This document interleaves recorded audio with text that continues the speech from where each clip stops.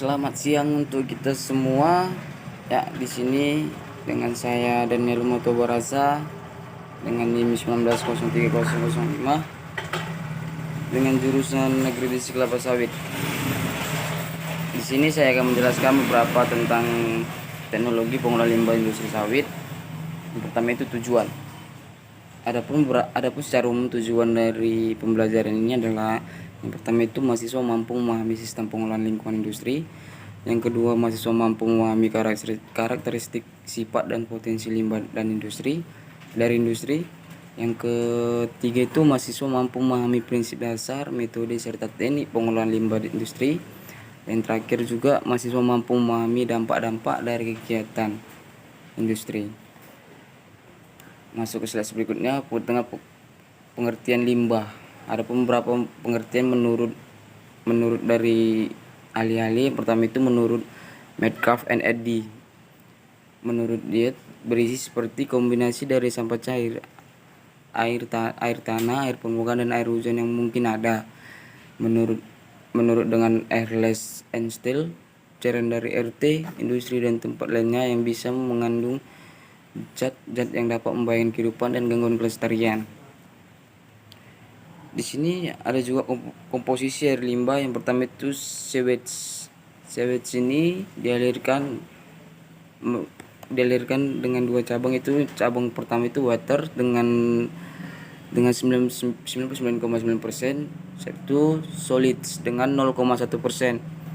Dari solid dia menuju ke organik dengan organik sebesar 70% dan anorganiknya 30%. Di organik protein memiliki 65%, CH 25%, fats 10%, dan di anorganik 30% memiliki grit, salts dan metal. Adapun karakteristik limbah, yang pertama itu fisika. Fisika itu terdiri dari total solid, bau, warna dan suhu. Sedangkan yang di kimia memiliki virus, protista, biologi. Dan secara biologi ada organic matter yang terdiri dari protein, CH, fats, oils dan grit, surfactant, phenols, pestisida, THOD, BOD dan COD. Di biologi juga terdiri inorganic matter, pH, Cl, alkalinity, NPS, komponen beracun. Karakteristik di air limbah yang di fisika itu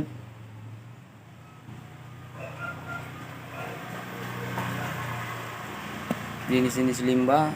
Di teknologi pengolahan ini juga memiliki jenis limbah. Yang pertama itu padat, cair dan gas.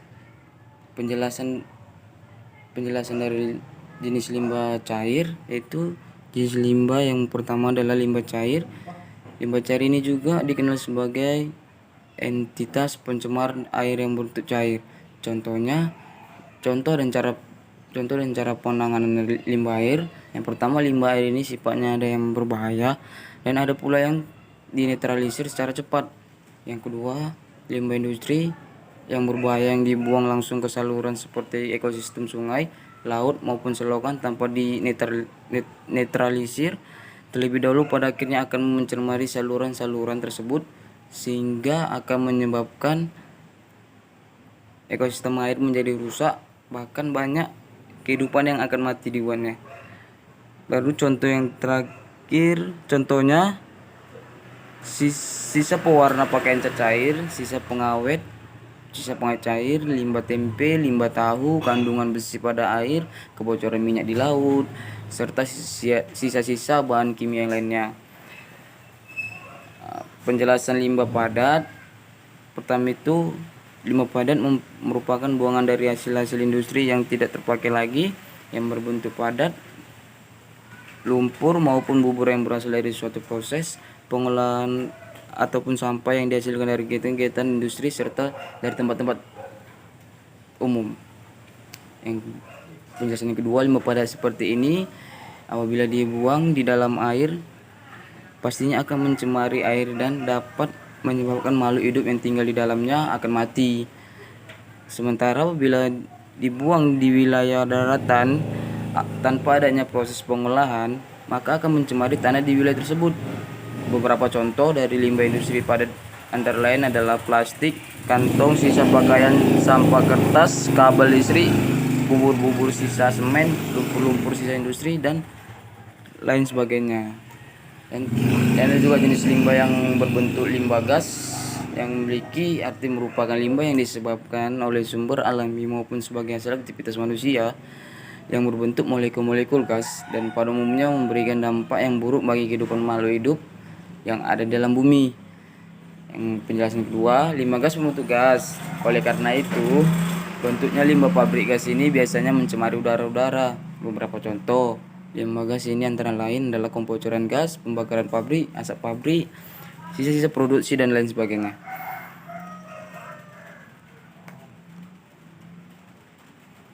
Adapun karakteristik limbah secara fisika dan sumber limbah, seperti total padatan, bersumber dari domestik, industri, pelapukan material organik, bau, bersumber dari dekomposisi limbah. Setelah itu warna bersumber dari suplai air, domestik, industri, dan infiltrasi. Setelah itu suhu bersumber dari limbah industri dan domestik. Karakteristik limbah secara biologi dan sumber limbah. Yang pertama itu binatang bersumber pengolahan air terbuka. Setelah itu tumbuhan bersumber pengolahan air terbuka. Setelah itu protista bersumber domestik dan air pengolahan. Setelah itu virus bersumber dari domestik. Kalau karakteristik limbah secara kimia dan sumber limbah terdiri dari karbohidrat bersumber dari domestik, perdagangan, dan industri. Setelah itu lemak bersumber dari domestik, perdagangan, industri, dan pertanian. Setelah itu pestisida bersumber dari industri, fenol bersumber dari domestik dan perdagangan, protein bersumber dari domestik dan perdagangan juga, surfaktan bersumber dari pelapukan bahan organik. Adapun 5 cemaran primer yang secara total memberikan sumbangan lebih dari 20% pencemaran udara global. Contohnya hidrokarbon, nitrogen, partikulat, sulfur oksida, karbon monoksida.